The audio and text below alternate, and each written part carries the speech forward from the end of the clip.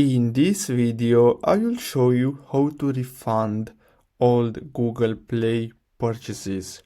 So what you're gonna have to do is simply open any browser on your mobile device, or if you want, you can also do this on your computer.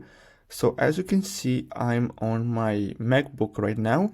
So all you have to do is simply open any browser and then simply search request your Google Play refund, and then simply click on the first link, which is this one here. Now the next step, which is very important, is that you need to make sure that you're logged into your account. So as you can see, I have here my account. So if you're not logged in, you're gonna have to make sure that you log into your account.